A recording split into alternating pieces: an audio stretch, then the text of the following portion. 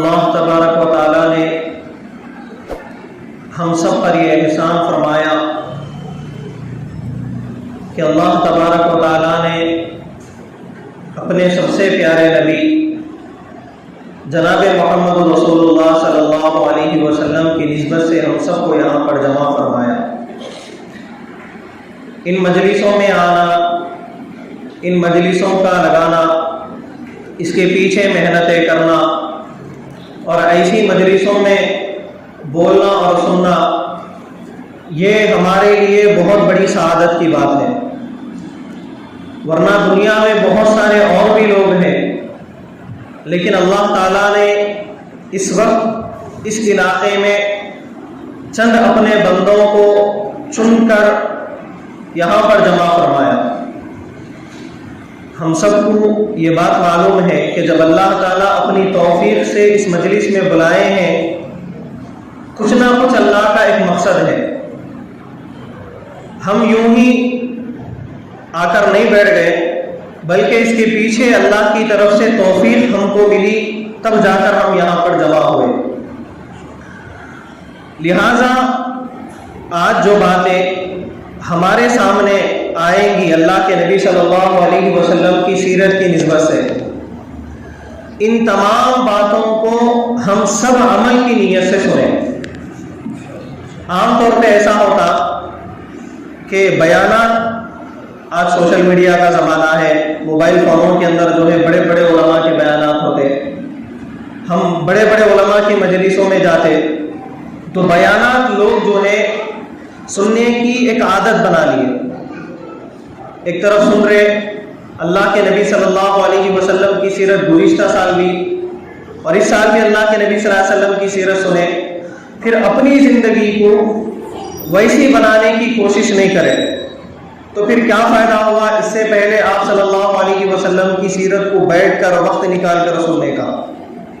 تو بتانا مقصد یہ ہے کہ ہم اگر یہاں پر اللہ کے نبی صلی اللہ علیہ وسلم کی سیرت کو سننے کے لیے آئے تو اس کے ساتھ ہمارے دل کے اندر یہ نیت اور ارادہ ہونا بھی ضروری ہے کہ جو جو باتیں آج نبی صلی اللہ علیہ وسلم کی کہی جائے گی، ان تمام باتوں کو ہم آج ہی سے عمل کریں گے، ان تمام چیزوں کو، ان تمام خوبیوں کو آج ہی سے ہم اپنی زندگیوں میں لائیں گے۔ اگر یہ نیت سے بیٹھ کر ہم آج یہ پورے پروگرام کو سنیں گے تو تب جا کر ایسی مجلسیں ہمارے لیے آخرت میں نجات کا ذریعہ ہے۔ ورنہ تو ہم بارہا نبی صلی اللہ علیہ وسلم کی سیرت سنیں، بہت سارے علماء سے سنیں اور آئندہ بھی سنیں گے، لیکن اگر ہم خدا نہ خواستہ صرف یہ کانوں کے سننے تک محدود رکھ لیے، اللہ کے نبی صلی اللہ علیہ وسلم کی زندگی کو اپنی زندگی بنانے کی کوشش نہیں کرے تو یہ سننا صرف سننا رہ جائے گا۔ اور اللہ تعالیٰ قرآن کے اندر کیا فرما رہے؟ خطبے میں جو آیت نے بتایا، قُلْ إِن كُنتُمْ تُحِبُّونَ اللَّهَ، اللہ تعالیٰ صاف طور پہ ایمان والوں کو کہہ رہے ہیں، اے اللہ کے رسول آپ ان لوگوں کو کہیے تمہارا یہ دعویٰ ہے کہ تم اللہ سے محبت کرتے ہو، فَاتَّبِعُونِي، تو تم پہلے میری اتباع کرو۔ کس کی اتباع؟ جناب محمد رسول اللہ صلی اللہ علیہ وسلم کی اتباع۔ پھر آگے اللہ کیا فرما رہے؟ اگر تم محمد رسول اللہ صلی اللہ علیہ وسلم کے راستے پہ چلو گے تب جا کر اللہ تعالیٰ تم سے محبت کریں گے۔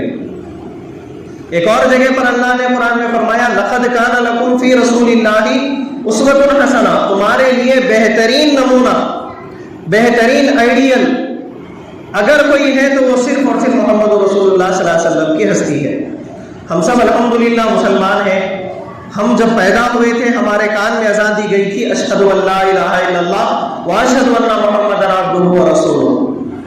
ہمارا یہ یقین ہے کہ اللہ کے بعد دنیا کے اندر سب سے بڑی ہستی اگر کوئی ہے تو وہ صرف اور صرف محمد رسول اللہ صلی اللہ علیہ وسلم کی ہستی ہے۔ یہ ہمارا ایمان ہے نا سب کا؟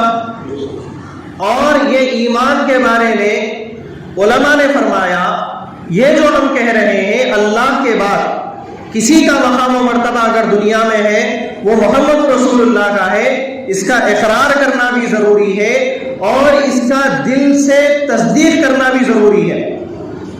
دل سے اللہ کے نبی صلی اللہ علیہ وسلم کی نبوت کو ماننا بھی ضروری ہے۔ وَعَمَلٌ بِالْجَوَارِحِ، پھر تیسرا اسٹیج ہمارے اعمال سے اللہ کے نبی صلی اللہ علیہ وسلم کی زندگی بتانا، یہ بھی ضروری ہے۔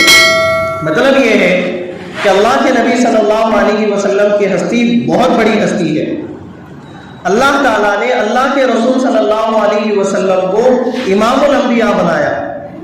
آئے اللہ کے نبی صلی اللہ علیہ وسلم سب سے آخر میں، لیکن آپ کا مقام، آپ کا مرتبہ، آپ کی عزت اللہ نے جو دی ہے وہ دیگر انبیاء علیہ السلام کو نہیں دی۔ بہت سارے احسانات اللہ کے ہمارے اوپر صرف اور صرف محمد رسول اللہ صلی اللہ علیہ وسلم کی وجہ سے ہوئے۔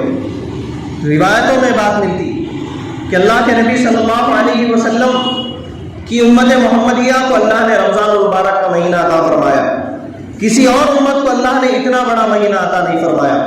اللہ نے جمعہ جیسا مقدس دن اس پیغمبر کی امت کے لیے دیا، کسی اور پیغمبر کو اللہ نے اتنا مقدس دن نہیں دیا۔ اسی طریقے سے امت محمدیہ دنیا میں آئی سب سے آخر میں، لیکن اللہ تعالیٰ نے جنت کی جب جانے کا فیصلہ ہوا، سب سے پہلے اللہ تعالیٰ امت محمدیہ کو جنت میں ڈالنے کا فیصلہ فرمایا۔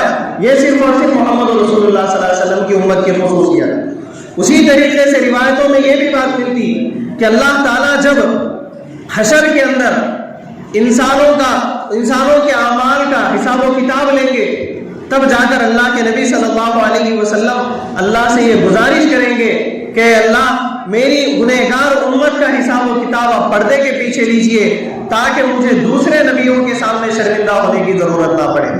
ایک اور روایت کے اندر یہ بات ملتی کہ اللہ تعالیٰ نے ایک مرتبہ حضرت جبریل علیہ السلام کو فرمایا کہ جبریل علیہ السلام میری بارگاہ میں سجدہ کرو۔ ہم سب کو معلوم ہے کہ جبریل علیہ السلام کتنے بڑے فرشتے ہیں۔ 4 بڑے فرشتوں کے اندر حضرت جبریل علیہ السلام کا نام آتا ہے۔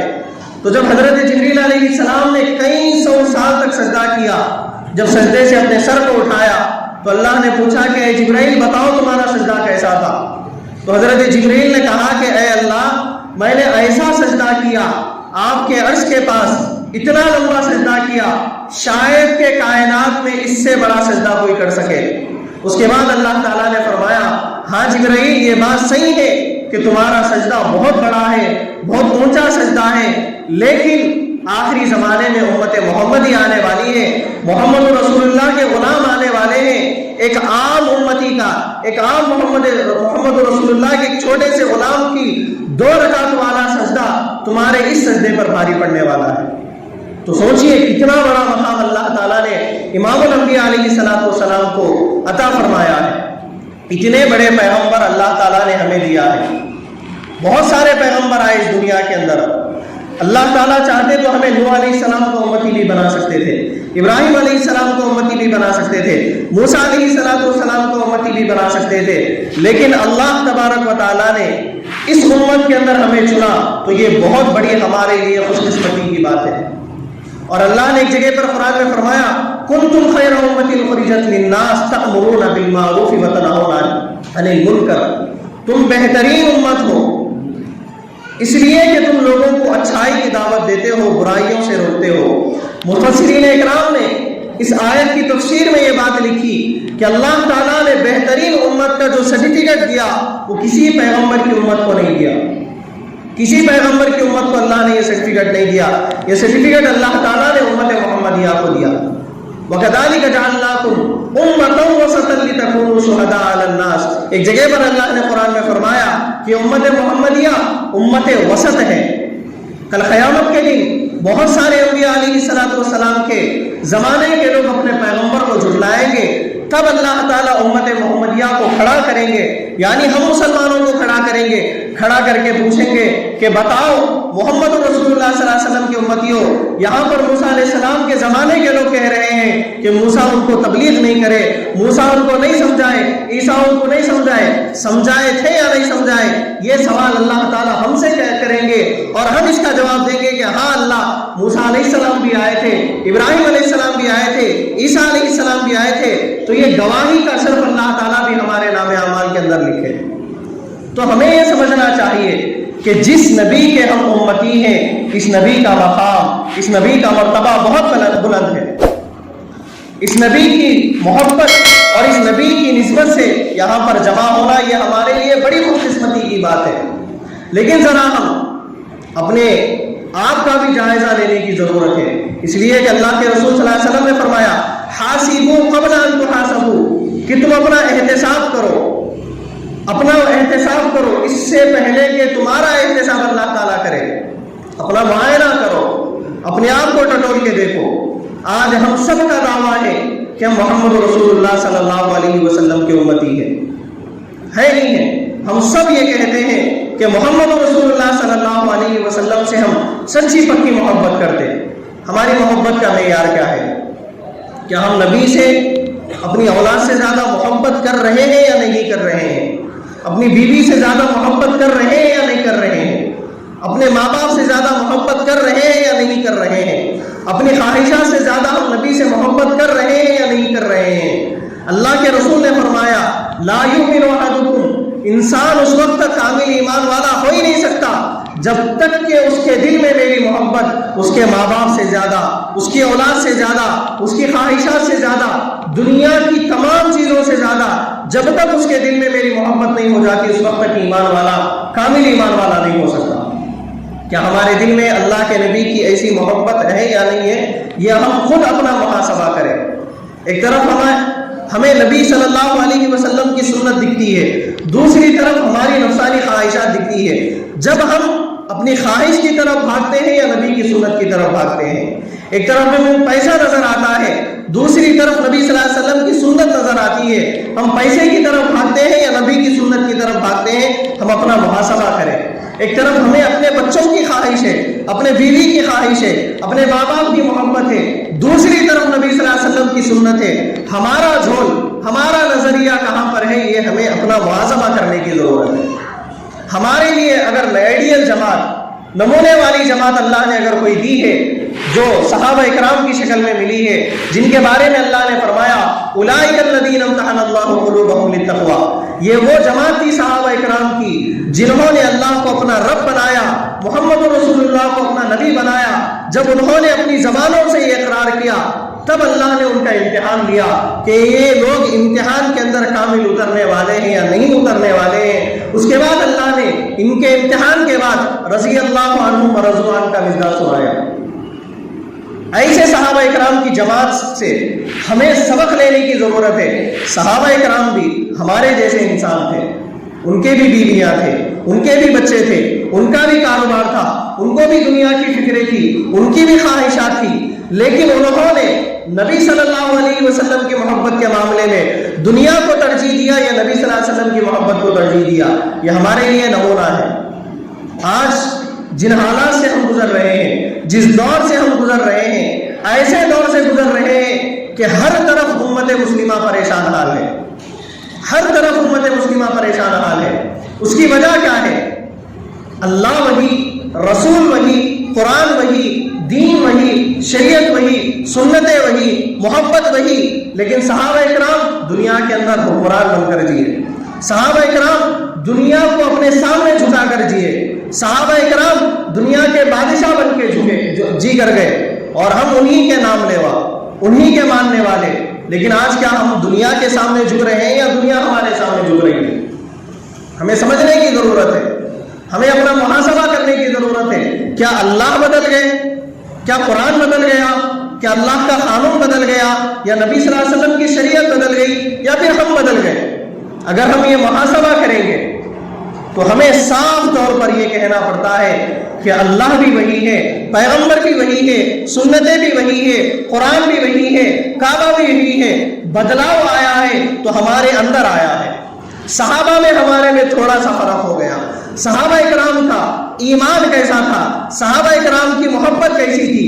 آج اگر ہم سے کوئی پوچھے کہ نبی صلی اللہ علیہ وسلم کے لیے تم کیا کہیں گے، تو ہم سب یہ کہیں گے کہ ہم اپنے نبی کے لیے اپنی جان لٹانے کے لیے تیار ہیں، اپنا مال لٹانے کے لیے تیار ہے، اپنا سب کچھ لٹانے کے لیے تیار ہے. لیکن جب ہمارے عمل کی بات جب آتی ہے، ہمارا عملی میدان جب شروع ہوتا ہے نہ ہمارا بستر نبی کے طریقے کا ہے، نہ ہمارا دستر نبی کے طریقے کا ہے، نہ ہمارا کھانا نبی کے طریقے کا ہے، نہ ہمارا سونا نبی کے طریقے کا ہے، نہ ہمارا کاروبار نبی کے طریقے کا ہے، نہ ہماری رشتہ داری نبی کے طریقے کی ہے، نہ ہمارا لین دین لوگوں کے ساتھ نبی کے طریقے کا ہے، نہ ہماری دوستی نبی کے طریقے کی ہے، نہ ہماری دشمنی نبی کے طریقے پہ ہے۔ کوئی عمل ہماری زندگی کا اگر آج ہم دیکھیں گے، مسلمانوں کی اکثر زندگی نبی صلی اللہ علیہ وسلم کی سنتوں سے خالی ہے، اور ہم دعویٰ کر رہے ہیں کہ ہم نبی صلی اللہ علیہ وسلم کے عاشق ہیں، غلام ہیں۔ یہ دعویٰ آپ اپنی بیوی سے کر کے بتاؤ، کبھی ماں باپ سے کرو کہ ماں کو یہ بولو، باپ کو یہ بولو کہ ہم تم سے بے انتہا محبت کرتے ہیں۔ یہ کہو کہ ہم ماں باپ کے لیے سب کچھ قربان کرنے تیار ہیں، اور آپ کے باپ کو پیسوں کی ضرورت ہے، آپ پیسے نہ دیں۔ آپ کے باپ کو آپ کی خدمت کی ضرورت ہے، آپ ماں باپ کی خدمت نہ کریں۔ یا پھر آپ ایسا کہیں کہ امی جان میں کو آپ سے بے انتہا محبت ہے، لیکن آپ سالوں سال ماں سے دور ہیں، ماں کی خدمت کرنا نہیں چاہ رہے، آپ ماں کو خوش کرنا نہیں چاہ رہے آپ۔ تو اگر ایسا معاملہ اگر آپ اپنی ماں کے ساتھ کریں گے تو آپ کی ماں کیا کہے گی؟ بیٹے تمہاری محبت چھوٹی ہے، تم زبان سے بہت کچھ بول رہے لیکن جب عمل کی بات آ رہی تو تم عمل کے اندر کچھ بھی نہیں ہے۔ یہ معاملہ اگر ہم اپنی بیوی کے ساتھ کر لیتے کہ بیگم تمہارے سے بے انتہا محبت ہے، تم جو بولے وہ کرنے کے لیے تیار ہو، لیکن بیوی کی ضرورتوں کو پورا کرنے ہم تیار نہیں ہیں، تو بیوی بھی یہی کرے گی کہ تمہاری محبت زبانی دعوے ہے، لیکن یہی سلوک ہم ہمارے پیغمبر کے ساتھ کر رہے ہیں۔ کہاں ہے اللہ کے رسول صلی اللہ علیہ وسلم کی زندگی ہماری زندگیوں سے جوڑ کے دیکھیے۔ ہمارا لباس، ہمارا کھانا پینا، ہمارا کاروبار، ہمارا معاشرہ، کہاں ہے نبی صلی اللہ علیہ وسلم کی زندگی؟ آج امت مسلمہ کو اللہ نے یہاں پر جس کام کے لیے بھیجا تھا اس کام سے ہم بالکل بے خبر ہیں۔ اس ملک کے جو حالات بنے ہوئے ہیں، آپ دیکھیے اس ملک کے اندر اس وقت اکثریت مسلمانوں کی مخالف ہے۔ اس کی وجہ کیا ہے؟ ہمارے جو برادران وطن بھائی ہیں، اکثر لوگ ہم سے آج نفرت کیوں کر رہے ہیں؟ اس کی وجہ یہ ہے کہ ہم محمد رسول اللہ صلی اللہ علیہ وسلم کے جیسے غلام رہنا چاہیے تھا ویسے غلام نہیں ہے۔ مسلمانوں کا کاروبار دیکھیے آپ، مسلمانوں کا معاشرہ دیکھیے آپ، ہمارے اخلاق کیسے ہمیں خود معلوم ہے۔ تو یہ اخلاق سے لوگوں کو اسلام سے محبت ہوگی، ہمارے کاروبار کے یہ طریقے سے لوگوں کو اسلام سے محبت ہوگی یا نفرت ہوگی، ہم کو خود معلوم ہے، ہم لوگوں کو بتانا نہیں چاہ رہے۔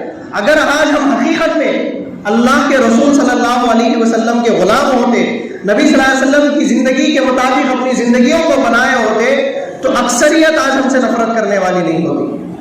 آج بہت سارے ہمارے غیر مسلم بھائی ایسے ہیں جو یہ کہتے ہیں کہ اسلام بہت اچھا مذہب ہے لیکن مسلمان اچھا نہیں ہے۔ کیوں کہتے ہیں ایسا؟ اس کی وجہ بھی ہوگی نا۔ ہم نبی صلی اللہ علیہ وسلم کو اپنا نبی مانے ہیں نماز کے اندر، حج کے اندر، قربانی کی بات آتی نبی صلی اللہ علیہ وسلم کی سنت یاد آتی، حج کرنے کی بات آتی، عمرہ کرنے کی بات آتی، وہاں پر نبی کی سنتیں یاد آتی، کاروبار کی بات نہیں، نبی صلی اللہ علیہ وسلم میرے کاروبار میں نہیں آنا، گھر کے معاملات کی بات نہیں، میرا گھر نبی کے گھر کے جیسا نہیں ہو رہا، معاشرے میں لوگوں کے ساتھ ہمارا لین دین نہیں، ایسے معاملے میں میں نبی صلی اللہ علیہ وسلم کا فالوور نہیں ہوں۔ میرے زندگی کے اندر میرا ذات، میری اپنی خواہش، میرا اپنا زندگی گزارنے کا طریقہ، میں کسی ہیرو کو اپنا، کسی ایکٹر کو اپنا ہیرو بناؤں گا، کسی کرکٹر کو اپنا رول ماڈل بناؤں گا، لیکن میں اپنی زندگی کے اندر نبی صلی اللہ علیہ وسلم کو رول ماڈل نہیں بناؤں گا۔ تو دیکھیے ایسی محبت کو ہم کیا کہیں گے؟ ایسی محبت اگر صحابہ اکرام کی ہوتی تھی، کیا صحابہ اکرام دنیا کے حکمران بن سکتے تھے؟ علامہ اقبال نے اسی لیے کہا، وہ معزز سے زمانے میں مسلمان ہو کر آج ہم خار ہوئے تاریخ خورا ہو کر۔ اللہ کے نبی صلی اللہ علیہ وسلم کی سیرت کا مقصد ہی یہ ہے کہ اللہ کے نبی صلی اللہ علیہ وسلم کی زندگی کی جب تک ہم پیروی نہیں کریں گے اس وقت تک ہماری کامیابی ہرگز نہیں ہو سکتی، ہرگز نہیں ہو سکتی۔ ہمارے گھر کا چھوٹا سا چھوٹا کام، ہمارے گھر کا بڑا سا بڑا کام، ہماری زندگی کا ہر کام جب تک ہم نبی صلی اللہ علیہ وسلم کے طریقے کے مطابق نہیں کریں گے تب تک کامیابی ہو ہی نہیں سکتی۔ ابھی دیکھیے سب سے بڑا واقعہ، سب سے بڑا ہمارا عالمیہ اس وقت مسلمانوں کی بربادی کی جو وجہ ہے، میں حالات کے اوپر اس لیے بتا رہا ہوں کہ میرے بعد بھی آپ لوگوں کو علماء کرام سے سننا ہے، سیرت کے بارے میں انشاءاللہ اور بھی زیادہ باتیں آپ کو معلوم ہوں گی۔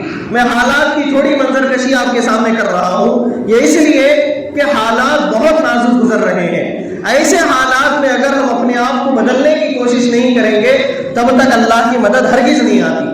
اللہ نے قرآن کے اندر یہی فرمایا، ان اللہ لا یغیر ما بقوم حتی یغیروا ما بانفسہم، جب تک تم اپنے آپ کو بدلنے کی کوشش نہیں کرو گے اللہ کی مدد بھی نہیں آ سکتی، اللہ بھی تمہیں ہرگز نہیں بدل سکتا۔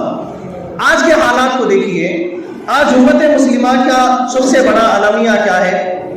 آج دیکھیے مسلمان اس وقت سب سے زیادہ اس ملک کے اندر مالی طور پہ بہت زیادہ پریشان حال ہے۔ مالی طور پہ مسلمان اس وقت بہت زیادہ پریشان حال ہے۔ اس کی بڑی وجہ کیا ہے؟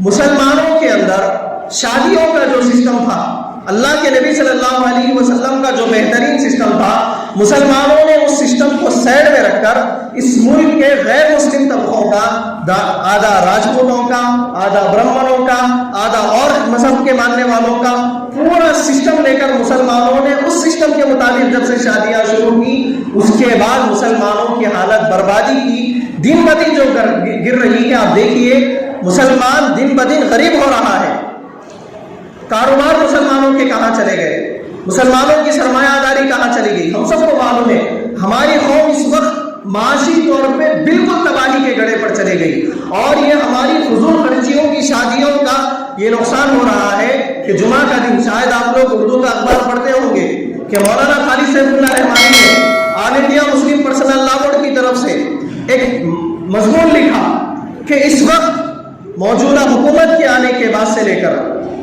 اب تک 8 لاکھ مسلم بچیاں اسلام کو چھوڑ کے چلی گئی۔ کتنی؟ 8 لاکھ بچیاں۔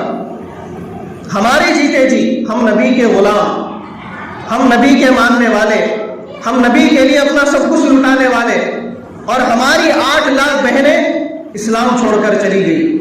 یہ کوئی باہر ملک کی کہانی نہیں ہے، یہ کسی اور ملک کا افسانہ نہیں ہے، یہ حکومت کے ریکارڈ کی رپورٹ میں آپ کو دے رہا ہوں۔ آن ریکارڈ ایسے کتنے معاملات ہیں نہیں معلوم۔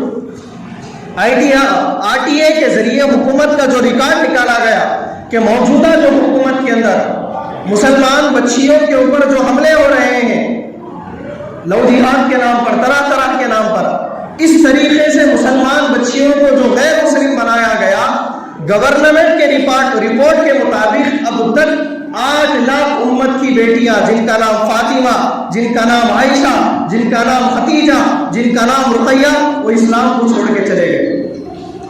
کیوں؟ اس کے ذمہ دار کون ہیں؟ ہم خود ہیں، ہم خود ہیں۔ اگر ہم اپنی ماؤں کو، اپنی بہنوں کو، اپنی بیٹیوں کو نبی صلی اللہ علیہ وسلم کی غلامی اصل کیا چیز ہے وہ بتائے ہوتے، وہ سمجھائے ہوتے، نبی کی محبت ان کے دلوں میں ڈالے ہوتے، کلمے کی عظمت ہم ان کے دلوں میں ڈالے ہوتے، شاید یہ برا دن دیکھنے کی ہمیں نوبت نہیں آتی۔ حضرت ابوبکر صدیق رضی اللہ عنہ کے زمانے میں دین کا ایک مسئلہ رک رہا تھا کہ منکرین زکوٰۃ نے ایک طرف یہ کہہ دیا کہ نبی صلی اللہ علیہ وسلم کے جانے کے بعد ہم مدینے کو اپنی زکوٰۃ نہیں بھیجیں گے بلکہ اپنے علاقے میں رکھ لیں گے۔ تو ابوبکر نے کہا نہیں، پوری مدینے کو زکوٰۃ بھیجنا پڑے گا، نہیں بھیجے تو تمہارے ساتھ لڑائی کا معاملہ کیا جائے گا، جہاد کیا جائے گا۔ تو انہوں نے کہا کہ ہم جانوروں کو تو دے دیں گے لیکن ان کی رسیوں کو نہیں دیں گے۔ تو حضرت ابوبکر صدیق نے کہا کہ نہیں، نبی کے زمانے میں جانوروں کے ساتھ رسیاں بھی آتی تھی تو جانوروں کے ساتھ رسیاں بھی دینا پڑے گا۔ اور حضرت ابوبکر کے ایسے فیصلوں کو دیکھ کر حضرت عمر نے یہ کہا کہ ابوبکر تھوڑا سا اپنے اندر نرمی پیدا کرو۔ تو ابوبکر نے کہا اینقص الدین وہذا حی، میرے جیتے جی نبی کے دین کے اوپر ذرا سی آنچ ہو اور میں باقی زندہ رہوں، یہ ناممکن سی بات ہے۔ آج ایسا ہے، آج ہمارا اسلام محفوظ ہے، امت کی بیٹیاں محفوظ ہیں، مدارس محفوظ نہیں ہے، علماء محفوظ نہیں ہے، مساجد محفوظ نہیں ہے، کچھ بھی محفوظ نہیں ہے۔ آج سب امت مسلمہ کی بربادی کے چرچے چل رہے ہیں۔ ایسے وقت میں ہم اللہ کے نبی صلی اللہ علیہ وسلم کو اپنا نبی نہیں مانیں گے۔ عملی طور پہ، زبانی طور پہ تو ہم مانتے ہیں نبی صلی اللہ علیہ وسلم کو، لیکن جب تک ہم عملی میدان میں نبی صلی اللہ علیہ وسلم کو اپنا رول ماڈل، اپنا آئیڈیل نہیں بنائیں گے، آج دیکھیے ہمارے نوجوانوں کا حال۔ دنیا کے اندر فلم انڈسٹری کے اندر کام کرنے والے چند ایکٹرز ہیں، ان کا حال کیا ہے؟ ان کی اپنی زندگیاں ڈپریشن سے بھری ہوئی ہے، وہ لوگ پریشان حال ہیں، مصیبتوں کے شکار ہیں۔ وہ لوگ کبھی سوسائڈ کر لیتے، کبھی یہ کیس میں پھنستے، کبھی وہ کیس میں پھنستے۔ وقتی طور پہ میڈیا کے سامنے آ کر، کیمرے کے سامنے آ کر وہ اپنا ایک ہیئر اسٹائل بتا رہے ہیں، مصنوعی طور پہ اپنا ایک ایکٹنگ کر کے بتا رہے ہیں۔ ایسے ایکٹروں کو ہم لوگ جو ہے اپنا رول ماڈل بنا رہے ہیں، ان کی ایکٹنگ سے ان کی زندگی کامیاب ہوئی، وہ ایکٹر ہے۔ ایکٹنگ کا مطلب ہی یہ ہے کہ تھوڑی دیر کے لیے تماشا کر کے چلے جاؤ، لیکن اللہ قرآن میں فرما رہے ہیں تمہارے لیے رول ماڈل جو ہستی تھی محمد رسول اللہ صلی اللہ علیہ وسلم، یہ حقیقی رول ماڈل ہے۔ اللہ کے نبی کا چہرہ، اللہ کے نبی کی خوبصورتی، اللہ کے نبی کے چلنے کا طریقہ، اللہ کے نبی کے بات کرنے کا طریقہ، اللہ کے نبی کے کاروبار کرنے کا طریقہ، اللہ کے نبی کے دوستی کرنے کا طریقہ، اللہ کے نبی کا گھر والوں کے ساتھ رہنے کا طریقہ، اللہ کے نبی کا باہر والوں کے ساتھ رہنے کا طریقہ، اللہ کے نبی کا دشمنوں کے ساتھ سلوک، اللہ کے نبی کا اپنوں کے ساتھ سلوک، بتاؤ اس سے اچھا کوئی کر سکتے گا؟ حضرت حسان بن ثابت نے کہا وَأَحْسَنَ مِنْكَ لَمْ تَرَ قَطُّ عَيْنٌ وَأَجْمَلَ مِنْكَ لَمْ تَلِدِ النِّسَاءُ، کہ میری آنکھوں نے آپ سے زیادہ خوبصورت اللہ کے رسول دیکھا ہی نہیں۔ کیسے دیکھتا ہے اللہ کے رسول؟ کوئی ماں جن ہی نہیں سکتی ایسے لڑکے، اتنی خوبصورت ہستی، اتنی بڑی ہستی، اتنی پیاری ہستی، لیکن آج ہم سب کو اپنا رول ماڈل بنا رہے ہیں، لیکن نبی صلی اللہ علیہ وسلم کو اپنا رول ماڈل بنانے کے لیے تیار نہیں۔ یہ سیرت کے جلسے سے ہمیں یہ پیغام لے کر جانا ہے، یہ جو حالات ہمارے اوپر آئے ہیں، یہ حالات ہماری اپنی کمزوریاں ہیں۔ ہم بہت دعوے کر لیے اللہ کے نبی صلی اللہ علیہ وسلم کی محبت کے، لیکن حقیقت اگر ہم دیکھیں گے ہمارا زندگی کا ایک ایک سیکنڈ نبی صلی اللہ علیہ وسلم کے طریقے کے خلاف چل رہا ہے۔ ہر طریقہ، صحابہ اکرام کا ایک واقعہ ملتا ہے، ایک جنگ میں صحابہ اکرام کئی دن تک لڑ رہے، فتح نہیں ہو رہا، کئی دن تک لڑ رہے، جنگ چلتے جاری، صحابہ اکرام پریشان حال، کیا ہو گیا؟ ہم کیا نبی صلی اللہ علیہ وسلم کو اپنی زندگی سے نکال دیے؟ ہمارے سے کیا گناہ ہو رہا جس کی وجہ سے یہ جنگ میں ہمیں کامیابی نہیں مل رہی؟ بڑے غور و فکر کے بعد یہ چیز دیکھی گئی کہ اکثر صحابہ اکرام اس جنگ کے اندر مسواک کی سنت کو چھوڑ رہے تھے، تب اللہ نے ان سے کامیابی کے دروازے کو بند کر دیا تھا۔ تو صحابہ اکرام نے فوراً اپنے آپ کو بدلا، سب نے مسواک کی سنت کو زندہ کیا، تب جا کر صحابہ اکرام کی زندگیوں کے اندر انہوں نے یہ دن دیکھا کہ وہ جنگ فتح ہوئی۔ سوچئے نبی کے صحابہ ایک سنت مسواک کی چھوڑنے پر انہیں دنیا کے اندر بہت بڑی جنگ سے کامیابی نہیں مل سکی۔ آج ہم دنیا کے اندر دیکھیں گے ہر طرف سے دشمنان اسلام ہم پر ٹوٹ رہے ہیں، ہمیں ختم کرنے کی کوششیں کر رہے ہیں۔ وہ لوگ یہی چاہتے ہیں کہ مسلم قوم ایز اے کمیونٹی اس ملک کے اندر رہنا، لیکن محمد رسول اللہ کے غلام بن کے لے رہنا۔ انہیں مسلمانوں سے نفرت نہیں ہے، انہیں اسلام سے نفرت ہے۔ وہ نبی کی اذان کو ختم کرنا چاہتے ہیں، وہ نبی کی بیویوں کا پردہ ختم کرنا چاہتے ہیں، وہ نبی کے طریقوں کو ختم کرنا چاہتے ہیں، وہ نبی کے بتائے ہوئے طریقے کے نکاح کو ختم کرنا چاہتے ہیں۔ اور آج ہم وہی طریقے پر چل رہے ہیں، وہی راستے پر چل رہے ہیں۔ اگر ہم حقیقت میں اللہ کے نبی صلی اللہ علیہ وسلم کی زندگی کو اپنے اندر لائے ہوتے کہ ہمارا کھانا نبی کے سنتوں جیسا ہوگا، ہمارا لوگوں کے ساتھ بات کرنے کا طریقہ، کاروبار کرنے کا طریقہ، ہر چیز میں اگر ہم محمد رسول اللہ کے اخلاق پیش کرتے تو بتاؤ یہ جو غیر مسلم ہم سے نفرت کر رہے ہیں، کیا یہ اکثریت ہم سے نفرت کرتی؟ نہیں کرتی نا۔ اللہ تعالیٰ ہمیں دنیا کے اندر خلیفہ بنا کر بھیجے، ہمارے اوپر ذمہ داری ہے۔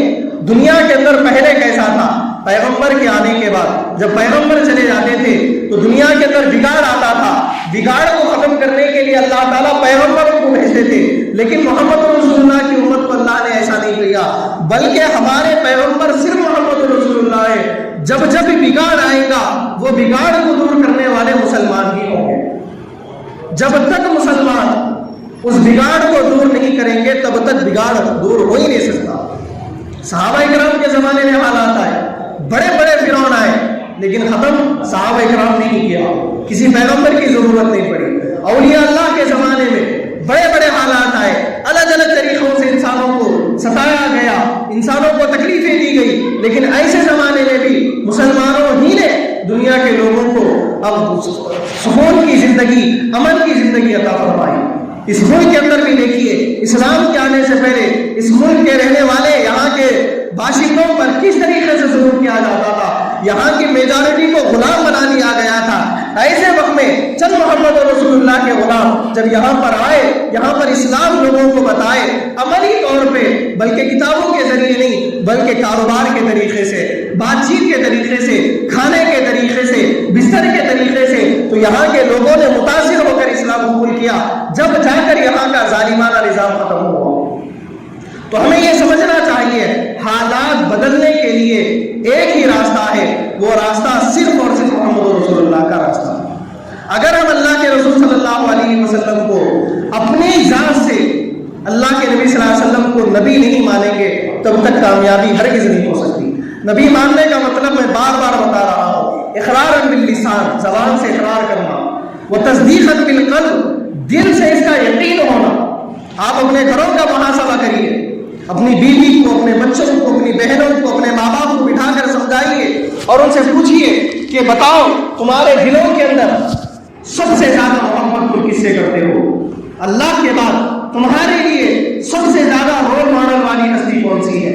اپنے گھر والوں کے ایمان کو ٹٹولیے، ان کو سمجھائیے کہ اللہ کے رسول صلی اللہ علیہ وسلم ہی وہی ہستی ہے جن کے طریقے پہ چلنے پر، جن کے سنتوں پر چلنے پر اللہ تعالیٰ دنیا بھی ہمارے ہاتھ میں دیں گے، آخرت بھی ہمارے ہاتھ میں دیں گے۔ اگر ہم اللہ کے رسول صلی اللہ علیہ وسلم کے راستے کو چھوڑ کر کسی اور کے راستے پر جائیں گے، وہ راستہ ہمیں نہ دنیا میں کامیاب کر سکتا نہ آخرت میں کامیاب کر سکتا۔ یہ ہمیں سمجھنے کی ضرورت ہے، اس جلسے سے یہ پیغام لینے کی ضرورت ہے کہ جو کچھ ہمارے سامنے میرے بعد کے علماء اکرام نبی صلی اللہ علیہ وسلم کی سیرت میں، نبی کا بچپن، نبی کی جوانی، نبی کا بڑھاپا، نبی کی نبوت والی زندگی، مکے کے حالات، مدینے کے حالات، یہ جو بیان کریں گے، ان چیزوں کو اپنی زندگی میں داخل کرنے کی کوشش کریے، اس لیے کہ اللہ کے نبی صلی اللہ علیہ وسلم سے محبت یہ شرط ایمان ہے۔ ہمارا کلمہ لا الہ الا اللہ محمد رسول اللہ ہے۔ اگر ہم لا الہ الا اللہ پڑھ لیے کہ ہم صرف اللہ کو مانتے اور نبی سے ہمارا کوئی لین دین نہیں ہے، تو ہرگز ہم مسلمان نہیں ہو سکتے، بلکہ اللہ کو اپنا رب بننے کے بعد ہماری زندگی اللہ کے رسول کی غلامی میں ہو گئی۔ مسلمان کا مطلب یہ ہے کہ مسلمان کس کو کہتے ہیں؟ آپ لغت اٹھا کر دیکھیے ڈکشنری کے اندر، مسلمان کا مطلب کیا ہے؟ سرنڈر کرنے والے کو بولتے ہیں، اپنے آپ کو کسی کے حوالے کرنے والے کو بولتے ہیں۔ ہم اپنے آپ کو کس کے حوالے کریں؟ ہم محمد رسول اللہ کے حوالے کریں۔ ہماری بہت ساری خواہشات ہوتی، ہمارے بال ایسے رہنا، ہمارا لباس ایسا رہنا، ہماری خواہش رہتی یہاں پر جانا، وہاں پر جانا، یہ کرنا، وہ کرنا، لیکن ہم تمام خواہشات کو دبا کر نبی کی خواہش پر چلیں گے، تب جا کر ہم محمد رسول اللہ کے غلام ہوں گے۔ دنیا میں بہت ساری محبتیں ہیں، بیوی کی بھی محبت ہے، ماں باپ کی بھی محبت ہے، رشتہ داروں کی بھی محبت ہے، دنیا کے پیسے کی بھی محبت ہے، بہت ساری چیزوں کی محبت ہے۔ یہ تمام محبتوں کو ٹھکرا کر نبی کی محبت کو چننا، یہی اسلام کا راستہ ہے۔ ایک آخری بات میں قرآن کے آیے سے بتا کر اپنی بات کو ختم کرتا ہوں۔ ایک جگہ پر اللہ نے فرمایا، ان الذین قالوا ربنا اللہ ثم استقاموا تتنزل علیہم الملائکہ الا تخافوا ولا تحزنوا وابشروا بالجنہ۔ ایک جگہ پر اللہ تعالیٰ فرما رہے ہیں، یقیناً وہ لوگ جنہوں نے اپنے رب اللہ کو اپنا رب بنا لیا، پھر اس کے پر استقامت کے ساتھ قائم رہے، تب اللہ تعالیٰ ایسے بندوں کو دنیا اور آخرت دو جگہ کے خوف سے دور کر دیں گے، انہیں کوئی مصیبت نہیں آئے گی، اللہ تعالیٰ ان کو دل کا سکون عطا فرمائیں گے۔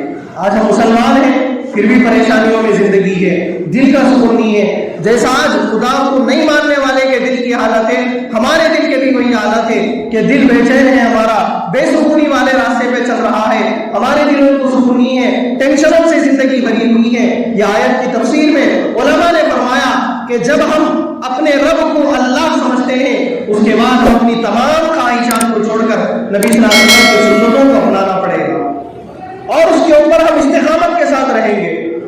کبھی بیوی کی محبت نبی کی سنت سے ٹکرائے گی، ماں باپ کی محبت نبی کی سنت سے ٹکرائے گی، ہماری خود کی خواہش نبی کی سنت سے ٹکرائے گی، ایسے وقت میں ہم استقامت کے ساتھ نبی کی غلامی والے راستے پر چلیں گے، تب جا کر اللہ تعالیٰ ہمیں دنیا میں بھی کامیاب کریں گے، آخرت میں بھی کامیاب کریں گے۔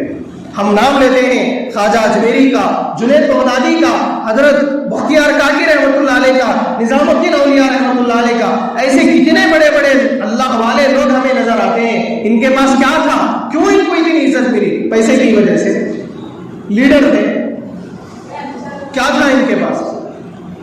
صرف اور صرف نبی صلی اللہ علیہ وسلم کی غلامی تھی۔ ہمارے بڑے اسی راستے پر چلے، اللہ نے انہیں آخرت تک کے لیے ان کے ناموں کو چمکا دیا۔ اگر ہم یہ راستے پہ چلیں گے، اللہ تعالیٰ آخرت تک ہمارے ناموں کو چمکائیں گے۔ آج ہم اولیاء اللہ کا نام کتنے ادب کے ساتھ، کتنی عزت کے ساتھ، کتنی تعظیم کے ساتھ لیتے ہیں، کیوں؟ اس لیے کہ وہ محمد رسول اللہ کے سچے پکے غلام تھے۔ ہم بھی غلام ہیں، وہ بھی غلام تھے، ہمارے اور ان کے اندر کچھ نہ کچھ فرق ہے۔ فرق یہ ہے کہ ان کی غلامی زبان سے جو تھی، عمل بھی وہی تھا۔ ہماری غلامی کے اندر تھوڑا تضاد ہے، ہم نبی صلی اللہ علیہ وسلم پر جان لٹانے کی بات کرتے، لیکن جب بات آتی دل کے اندر تمام محبتوں کو ختم کر کے نبی کی محبت کو پہلے بٹھانا ہے، بیوی کی محبت نبی کے بعد، ماں باپ کی محبت نبی کے بعد، پیسے کی محبت نبی کے بعد، ایک طرف پیسہ ہے، دوسری طرف نبی صلی اللہ علیہ وسلم کا طریقہ ہے، ایک طرف محلے کے رسم و رواج ہے، دوسری طرف نبی صلی اللہ علیہ وسلم کی سنت ہے۔ ہم اس وقت ہمارے ایمان کا امتحان ہوگا۔ ایسے وقت میں اگر ہم نبی صلی اللہ علیہ وسلم کے طریقے والے راستے پر چلیں گے، تب جا کر اللہ تعالیٰ ہمیں دنیا میں بھی چمکائیں گے، آخرت میں بھی چمکائیں گے۔ اللہ تعالیٰ سے دعا ہے کہ اللہ تعالیٰ ہم سب کو سچا پکا عاشق رسول بنائے، جو باتیں کہی گئی اور سنی گئی اس پر 100%